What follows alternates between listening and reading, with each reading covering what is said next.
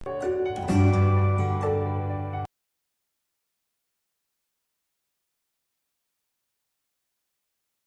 बच्चों, स्वागत है आपका त्रिवेणी मेमोरियल सीनियर सेकेंडरी स्कूल की ऑनलाइन क्लासेस में। आज जो मैं आपको चैप्टर करवा रही हूँ उसका शीर्षक है सर्वनाम। बेटे, मेरी जितनी भी आपने वीडियो देखी है, पहले जितने भी चैप्टर हमने किए हैं उसमें मैंने आपको पहले ही काफी अच्छे से समझाया है कि जिस भी विषय को हम करते हैं सबसे पहले उस विषय को अच्छे से समझते हैं। तो आज जो हम विषय कर रहे हैं वो है सर्वनाम। तो नाम यहाँ क्या है? नाम मैंने आपको पहले ही बताया है, इस पूरी दुनिया में जितने भी नाम है उन सबको संज्ञा कहते हैं और जितनी भी संज्ञा है वो सारे नाम है। और अब आ गया नाम से पहले सर्व, यानी जितने भी नाम है उनकी जगह जो उनके स्थान पर शब्द प्रयोग होते हैं वो सर्वनाम होते हैं। अगर एक वाक्य में हम समझाना चाहे तो हम कह सकते हैं संज्ञा के स्थान पर प्रयोग होने वाले शब्द, अर्थात जो शब्द संज्ञा को समझाने के लिए या उसका बोध कराने के लिए प्रयोग किए जाते हैं वो सारे सर्वनाम के अंतर्गत आते हैं। जैसे यह, वह, तुम, हमें, उन्हें, उनका, सबका, कहाँ, किसे, कौन, ये सारे कहाँ पर आते हैं? संज्ञा की जगह प्रयोग किए जाते हैं और ये क्या कहलाते हैं? बाद में जाके सर्वनाम कहलाते हैं। बेटा, जैसे ही हमारी परिभाषा हो जाती है उसके बाद हम दूसरी ही बात पे आते हैं, वो क्या होता है? भेद। जब हम किसी भी चीज को, किसी भी वस्तु के बारे में पढ़ते हैं तो दूसरी ही बात क्या चली जाती है कि भेद कितने होते हैं उसके। तो यहाँ पर अगर हम देखें तो हमारे पास स्वर नाम के भेद हो गए हैं 6। कितने हो गए हैं? 6। पहला पुरुषवाचक सर्वनाम, दूसरा निश्चयवाचक सर्वनाम, तीसरा अनिश्चयवाचक सर्वनाम, चौथा संबंधवाचक सर्वनाम, पांचवा प्रश्नवाचक सर्वनाम और छठा और अंतिम है निजवाचक सर्वनाम। अब सबसे पहले आप सबने इसके नाम अच्छे से माइंड में उतार लिए। अब बात है कि ये जब तक हमें समझ नहीं आएंगे तो आगे हम इन्हें छाट नहीं सकते, भर नहीं सकते, ठीक है, रेखांकित नहीं कर सकते, मिलान नहीं कर सकते।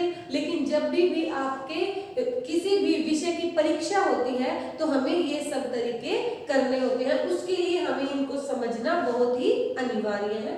तो सबसे पहले आते हैं हम पुरुषवाचक सर्वनाम। जब हम बोलते हैं तो हम होते हैं, सुनने वाला सामने होता है और जब हम किसी की बात करते हैं तो वो कोई तीसरा यानी कोई अन्य होता है। तो जिन शब्दों से बोलने वाले के लिए यानी वक्ता, श्रोता और किसी अन्य के बारे में पता चलता है तो वो क्या आ जाता है? पुरुषवाचक सर्वनाम में आ जाता है। बेटा, इसके चिन्ह क्या होते हैं? बोलने वाले के लिए तो होता है मैं, ध्यान से देखेंगे, बोलने वाले के लिए मैं है यहाँ पर, और सामने वाले के लिए तुम है और किसी अन्य के लिए वह है। तो ये सारे इसके चिन्ह आ जाएंगे। उसके बाद है निश्चयवाचक सर्वनाम। निश्चय नाम से ही पता चल रहा है जब किसी निश्चित वस्तु, व्यक्ति या स्थान के बारे में पता जाए, यानी कि हमारे दिमाग में जब कोई भी भ्रम या शक किसी बात के लिए नहीं होता, हम बिल्कुल अनिवार्यता के साथ उस विषय के बारे में संपूर्ण जानकारी रखते हैं, तो वहां निश्चयवाचक सर्वनाम होता है। जैसे यह घर मेरा है, वह पुस्तक उसकी है।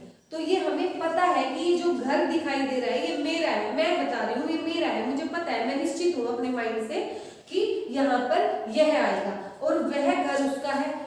अब मेरा घर मुझे पता है, लेकिन मुझे ये भी पता है कि वह घर उसका है, ये उसके लिए भी मैं निश्चित हूँ, मेरे दिमाग में कोई भी भ्रम की स्थिति नहीं है।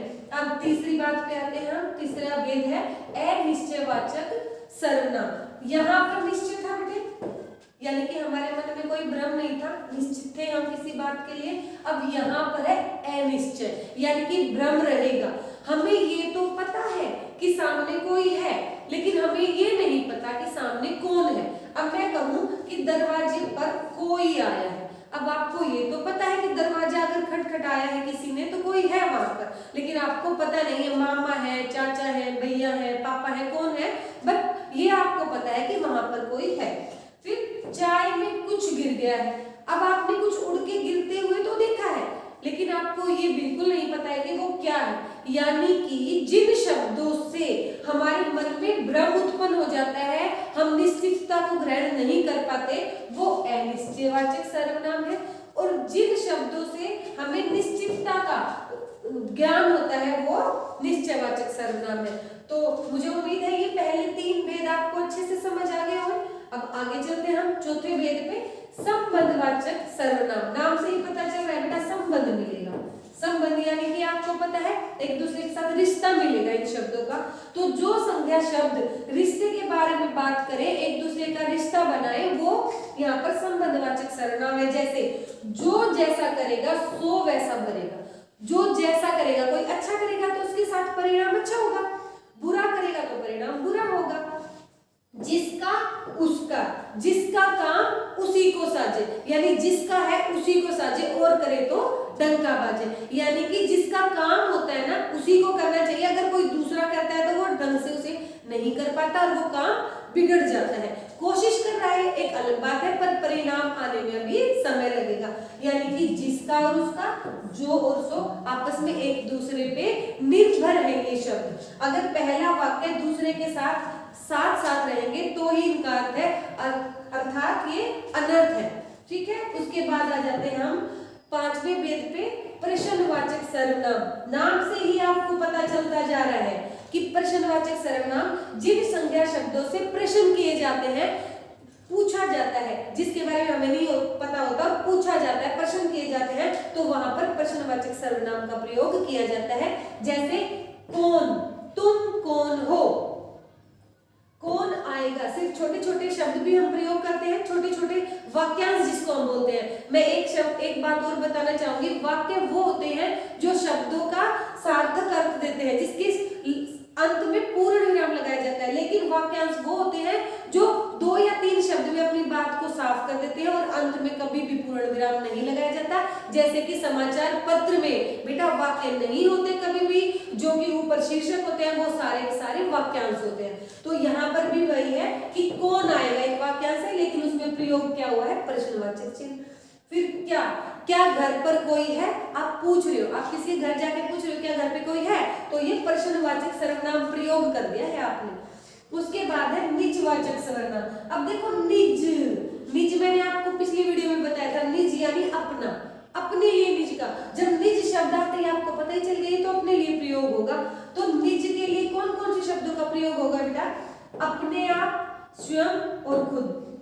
तो आप डेफिनेशन यानी कि आपकी परिभाषा अच्छे से देखो कि जब जो शब्द, जो संज्ञा शब्द अपने लिए प्रयोग किए जाते हैं और उनको प्रयोग करने के लिए अपने आप, स्वयं और खुद शब्दों का प्रयोग किया जाता है, तो वो निजवाचक सर्वनाम के अंतर्गत रखे जाते हैं। तो बेटा ये थी आज की मेरी वीडियो। इसमें देखो आपने पहले सर्वनाम के बारे में पढ़ा है, उसकी परिभाषा पढ़ी है, फिर उसके भेद की परिभाषा मैंने आपको काफी अच्छे से समझाई है, उम्मीद है आपको समझ आ गई होगी। फिर उसके चिन्ह भी मैंने बताई है। तो मुझे उम्मीद है आपको ये वीडियो अच्छी लगी होगी। मेरी आपसे गुजारिश है कि आप इसे शेयर करें, लाइक करें और इस चैनल को अंत में सब्सक्राइब तो जरूर ही करें, ताकि आप जैसे अनेकों बच्चों को इसका फायदा मिलता रहे। ओके बेटा, थैंक यू।